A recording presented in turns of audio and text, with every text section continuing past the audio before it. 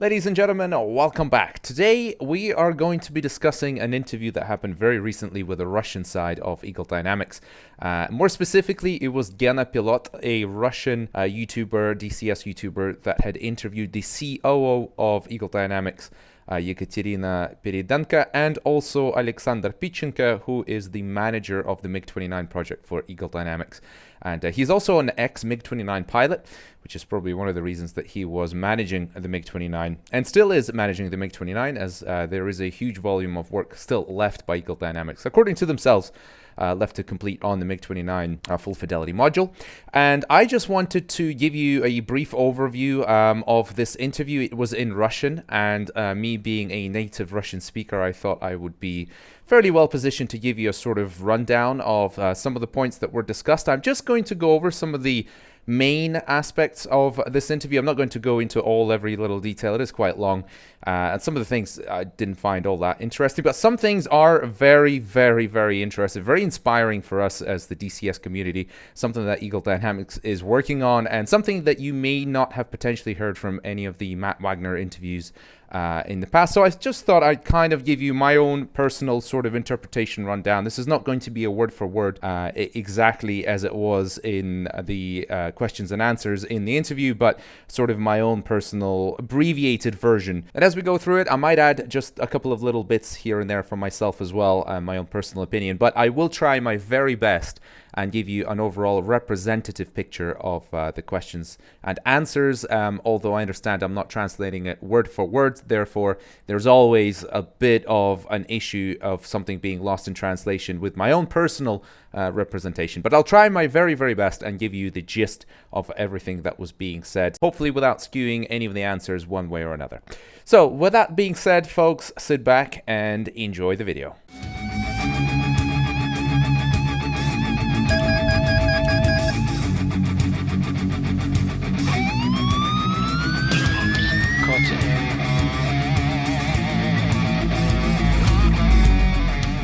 Now, before we get into any of the questions here, I do want to say something for myself. Having listened to this interview and having listened to a couple of the previous Matt Wagner interviews, I do get the impression that Eagle Dynamics, despite the fact that we may occasionally be quite annoyed at them for lack of communication, information, some of us have a bit of a sore spot now after the whole Razbam situation as well.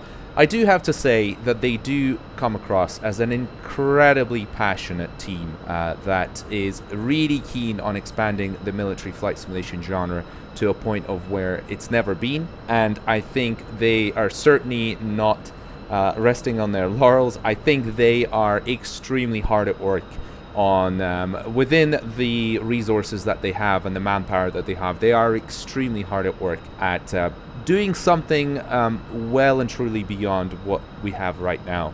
And I think in the future for DCS is actually extremely bright. From having listened to them, I really do think that they have a huge amount of passion for what they do. And although they may not always communicate things to us, and that sometimes does annoy us, I think they're working extremely hard behind closed doors. So I do have to say I will give them a lot of credit for the passion and for the fact that I do think they're doing a huge amount of work behind closed doors, even though sometimes I know for us we have a sort of lack of news and we think they're not doing anything, but I think they actually are. So anyway, let's get into the questions and let's discuss some of the things that they have been working on and things that we could potentially expect at some point in perhaps the not too distant future. So first of all, one of the main questions here at the very beginning was, what about the RedFor jets in the future? Because Eagle Dynamics has mentioned in the past that RedFor jets have a poor return on investment. Matt Wagner has actually responded to my personal comment on a YouTube video before, saying that I asked him about Su-27, MiG-23, I asked him about Su-25, full fidelity, all that stuff, MiG-27. He said no, not planned, and partly because the return on investment just isn't good enough. Now, Kaita, Yekaterina Peredenko, has answered this, and she said that the red side has a very bright future. Now, the return on investment actually isn't fully realized until years down the line. So at the moment, the F-16 and F-18 have had more sales at launch compared to the MiG-29, but Eagle Dynamics understands potentially why that is, and they understand their target audience. And they also think that they need to teach the community and introduce the community a little bit more to the way of operating RedFor jets, or Soviet jets for that matter, because obviously the interface between the pilot and machine is completely different. If you're used to all these MFDs with buttons and everything, even compared to some of the older third-gen modules, of course, you know, the Russian jets are very quirky for anybody who isn't used to them, and of course the majority of the Western customers may not be inclined to really operate Russian jets, because the way of operating them is completely different, the mentality is completely different. So I think Eagle Dynamics really does understand this, and they're going to try and introduce people to the whole way of operating RedFor jets more and more. So it sounds pretty positive. Now the next question was, does the MiG-29 development open up doors to more RedFor aircraft? Katya said, we'll be thinking about it. We still have a huge amount to complete on the MiG-29. So from my side, I definitely do think it sounds like they are definitely not as close-minded about doing RedFor jets in the future. Now, it sounds like they're definitely not working on anything at the moment, and it sounds like they probably don't even have the manpower for it, since they're still hard at work in the MiG-29. But it sounds like they will be considering it in the future, depending on how well the sales of the MiG-29 goes as time goes on. Now, the GCI for the MiG-29 seems to be one of the bigger aspects that they're working on at the moment. GCI being the ground controller interceptor, of course, whereby you get commands from the ground station to the pilot of the MiG-29 that guides them onto the target, and then eventually the MiG-29 turns on its radar. There's a firing solution, shoots the missile, etc. Now, it sounds like this system that they're working on, they've promised it from the very beginning of the MiG-29. They are still very much in development of it, and they haven't really quite figured out exactly how it will work yet, or perhaps they know some parts, but they don't know if the player will be able to control or be the GCI himself on the ground, guiding the MiG-29s onto their targets. They don't know that yet, but they are thinking about it, and it sounds like this is one of their priorities now, and they're working on it pretty hard. Next question, will there be a MiG-29 UB that is the dual cockpit variant for multi-crew? So the answer was that they're going to evaluate the potential for such a module. The problem here is that the MiG-29 UB, the dual-seater, for those of you that don't know, doesn't actually have the radar, so you can't actually go and fight in it pretty much like you could in, let's say, an F-14 Tomcat. MiG-29 UB has extremely limited potential. I mean, you can fly around in it with your buddy, but you can't really fight in it. Maybe you can do some formation aerobatics, but they are going to evaluate it depending on how well the sales of probably the MiG-29 will go, and also evaluate the potential for such a module, how many people might actually want to buy it, because it is a fair point, unfortunately, because the MiG-29 UB has such limited combat capability. It might be a hard sell for ED to develop it, spend all the time on it, when only a handful of people will buy it. So unfortunately, no answer on that at the moment. Maybe, but maybe not. Will the MiG-29A open up the road for development of the SMT? Now, for those of you that don't know, the SMT is a highly upgraded variant of the MiG-29. It's got many differences to the original MiG-29, including MFDs. It's got much more air-to-ground capability.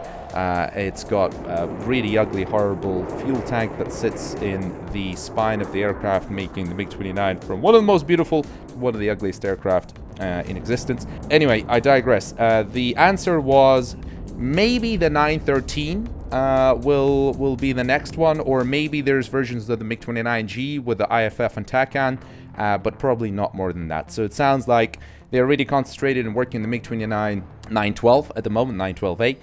Once that's done, maybe they'll evaluate the fact that maybe 913 will come around, maybe the MiG-29G. But it sounds like the SMT ain't gonna happen, and I think they were pretty clear on that's just not happening. Will there be an AH-1W Cobra? Answer, yes. When? They don't know. Next question.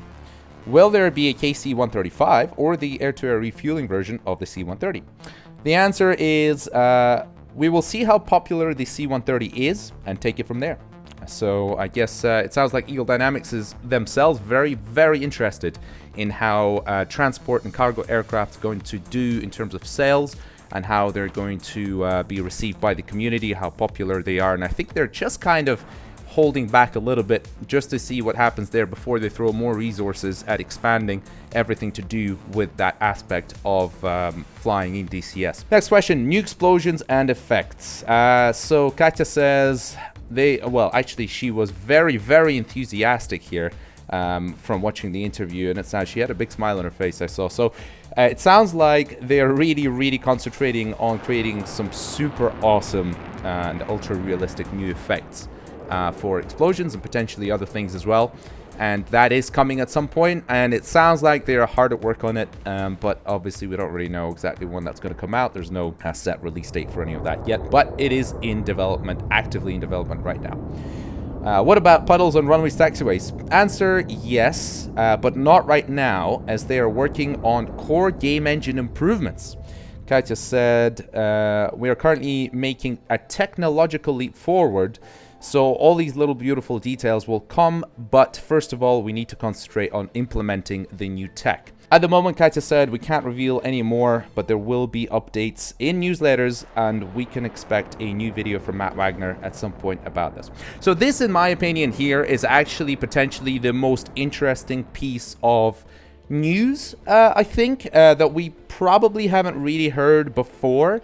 It sounds like Eagle Dynamics is brewing something behind closed doors right now that we don't really know about, but multiple times in this interview, this whole thing of a technological leap forward was being mentioned, with some things that we've been asking for being not necessarily delayed, but waiting for this new technological leap forward to be complete, so that all these extra details, such as, for example, puddles on the runways, taxiways, could be implemented. So I don't know if that means that they're really thinking about Vulkan or something, or whether it's, you know, just a complete graphics update. I really don't know. They haven't revealed more.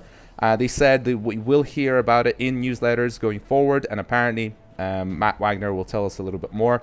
In my opinion, probably the most interesting bit of news that there is in this entire interview is right here. Something is happening in the background. They don't really want to tell us at the moment what it is, other than the fact that there's going to be a big leap forward. So let's see. Will there be a new Caucasus map? They said they really, really, really want a new Caucasus map, but the problem they're facing here at the moment is that because of all the new tech, they can't just simply update the old map. They will have to do it from scratch. They'll have to build a completely new Caucasus map from the ground up, and the problem with it is that they cannot do the same assumptions and inaccuracies that they've had as with the original map. And as some of you might know, that some of the aerodromes and things like that are actually a little bit fictional on the Caucasus map, and therefore it may not really translate to their current new beliefs of depicting the world in a very accurate or historically accurate way.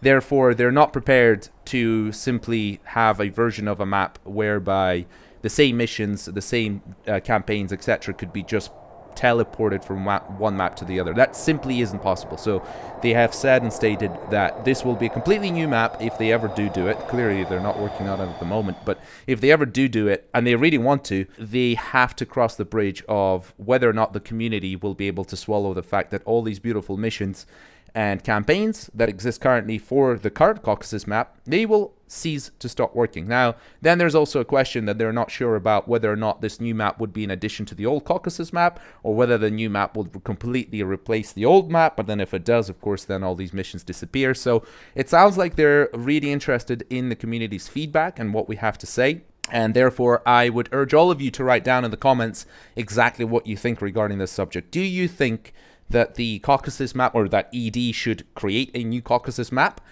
and knowing that we simply will not be able to fly any of the old missions for the old Caucasus map, or all these old missions will have to be completely redone from scratch to fit and work on the new map? So comment down below, tell me what you think. I think Eagle Dynamics may check out the comments as well, and maybe they'll get a good idea themselves of whether or not you know, it's a project worth pursuing. In my personal opinion, hell yeah, absolutely 100% do the new map. To me personally, it doesn't matter. I will gladly redo whatever missions, aerodromes, whatever I've built in the mission editor to work with the new map from scratch. Absolutely no problem. I think it's an incredible location. Opens up so many possibilities for RedFor, Blue4, everything. Yeah, my personal opinion is build a new map. I don't care if it's a replacement. I don't care if it's an addition. Doesn't matter. Just make the new map. If it's payware, I'll pay for it. If it's not payware, great. It'll introduce more players to a modern-looking DCS world, because currently, obviously, the free version of DCS doesn't quite represent all the really cool and detailed possibilities DCS has to offer with the paid maps and modules, etc. So anyway, comment down below. Will there be live weather? The answer is no, never, apparently. But dynamic weather, yes. That's something they really want to do, apparently, as well. At the moment, they are waiting for what Katya said. Once again, is this technological leap, after which they will focus on everything, including the weather. So once again, it sounds like they're working on something in the background, which is a core engine improvement, whereby all these kind of extra things like weather and ancillaries are sort of held back a little bit before they start working on them. And it sounds like they're really, for something that's happening in the background is going to really, transform DCS somehow. At least this is the gist that I'm getting from this interview. So the answer is, and this is my biggest gripe, is the weather. I mean, I honestly couldn't care less about all these new modules and maps. I want a core sim improvement. I think many people do as well. I mean, the weather being one of the most key important parts of flight simulation, because having the same temperature, wind, and everything in every part of the map is a little bit ridiculous. But anyway, they know about this. They really want it. It sounds like it's definitely going to be done. It's just a case of really waiting for us, unfortunately, at this point. And they do want to have changes in temperature as the day goes by, and various other things. Of course, different parts of the map having different weather and dynamic weather. That is something that they have mentioned that they want to work on. So fingers crossed it comes at some point after this so-called technological leap forward. Will there be animations of cargo loading and unloading? And I think this is in regards to the Chinook, C-130, etc. Answer is yes, it's planned. But it also, once again, sounds like it's not something that they are working on actively. And it also sounds like ED is actually waiting to see how popular these cargo modules are, such as the C-130, before they commit any more of their time and resources to animating all these things. But they say it's planned and they really want to do it. So, again, I think it just depends on how many people buy the C-130, how many people enjoy the C-130, and how many people keep flying the C-130. And I guess something similar could be said of the Chinook as well. Dynamic campaign. Okay, there's not much new stuff that was being said here compared to what Matt Wagner's already mentioned in some of the previous videos, other than the fact that they just wanted to reiterate the fact that it's not actually tied to a particular map or aircraft, because there has been some information out there to say that the dynamic campaign is only being developed for the Caucasus map. But of course, now we know that that's not entirely true. It's just the first map where the dynamic campaign will come out, and then it will follow on through and trickle into other maps as well. But for now, there's not really much new information other than the fact they are working very hard on it, and we'll get news when we get news. That's it. Now, next one, any plans for electronic warfare? And I think this was in relation to ground-based electronic warfare. And the answer for now is no. Unfortunately, and I think my personal comment here, I would just like to say, it doesn't bother me so much. Yeah, it'd be very cool to have EW. I guess it's probably very complicated and maybe very classified. I don't really know exactly why, but they don't seem to be very keen on doing it at the moment. And it actually sounds like from the answer that was given, it's probably more to do with the resources than actually at least there was nothing in terms of classified info that was being mentioned that was preventing it. So maybe at some point they'll do it. I don't really know. But for me personally, I just want to say I don't care for it so much, except if the F-35 comes out, which is obviously something they're working on. We know that's going to come out at some stage. I don't really understand how they're going to create an interesting environment for an F-35 to operate if it's literally just got the same stuff that we currently have in the game. Because if we have no RedFor modules that can compete with an F-35, even AI bots, such as, for example, I don't know, an Su-35S or something even remotely that could pose some kind of threat to an F-35, and if we don't have EW or electronics warfare which is such a huge part of, you know, the current modern day battlefield. It's very hard to imagine how you could simulate an F-35. Aerodrome personnel, obviously similar to the aircraft carrier. Will this happen? The answer is, for now, no. It's a huge amount of work. That was the answer given. And I know that Matt Wagner in the previous interviews has said it's something they really want to do, and he's kind of pointed to the fact that they will do it, I think. Whereas in this interview, apparently the answer is no, and it won't be done. I mean, at least maybe, certainly not in the near future, it sounds like. For me, this is a huge disappointment. I understand that it's a huge amount of work for them to do, because these personnel, such as the aircraft carrier, you know, they obviously need to move around and do different things depending on what the player is doing, and to script them and make them do the right thing, especially in such a huge variety of airfields and aerodromes that we have in DCS. I totally get it from ED's perspective, why it's so difficult, and I totally understand why they don't want to tackle it. My personal disappointment is that it doesn't need to be extremely complicated, I think, to create a cohesive aerodrome environment with personnel, because even if you just create them as static objects which kind of move around in a humanly way, similar to the way, you know, you can position any amount of carrier deck crew on the supercarrier. You know, it would be great if they just created some similar models for, you know, some Soviet or, you know, Russian technicians, pilots, maybe some NATO forces pilots, etc. And just had them stand around, kind of do nothing, where you could put them in the mission editor next to some, I don't know, ground power unit or whatever. Just kind of have them there and just wave their hands once in a while. Now, that would already create a huge amount of immersion, even if they don't move around or walk around. So I have to say, personally, I'm very, very disappointed. They didn't just do such a simple thing, relatively speaking, as just a static object that looks like a human and just sort of, you know, moves around like a human, but is still a static object. Anyway, new soldiers and animations. So apparently this is something that they're extremely hard at work on right now. And Katya said that the results will surprise you. So I think they are really expecting to blow our minds here with the new soldiers and animations. Of course, we've seen quite a few of those now in some of the trailers from Eagle Dynamics. So yeah, it's coming at some point. Sounds like they're hard at work. Now, to wrap it up, there's two things that they really seem to be reluctant on implementing right now. And actually, both of those are very frustrating. Track replay function is not happening. It sounds like they've tried to tackle it a number of times and they just can't succeed. Now, it's very nice of them to tell us that they've tried and failed. Open communication is already very appreciated from our side, because at least we know they tried, and that's nice. But it sounds like they just can't make the whole replay thing work, because now, you know, if you want to find that moment where you just, you know, manage to pull out of a dive with, you know, 2 inches to spare, where it was an hour and 35 minutes into your mission, yeah, you're going to have to go back, rewind, look over it, and then you have one chance at seeing that particular moment. And if you miss it, well, tough luck. You have to go all the way back, replay, rewind, restart. So unfortunately, that sucks, especially for us who are obviously content creators. I mean, I just can't even tell you what a huge frustration it is, especially with the current replay system that crashes all the time. Airplanes start doing weird things that they never did in the mission. I want to tear my hair out. It's very annoying, but anyway, it's not happening. Another thing that's not happening anytime soon, apparently, Control Z in the mission editor. Once again, I want to tear my hair out. How often have you accidentally deleted a unit or a bunch of units? You've had a whole route planned out for them. You've set up a bunch of triggers for them. They're going to shoot here. They're going to do this. They're going to do that. They're going to drive here. Wait, do that, do that.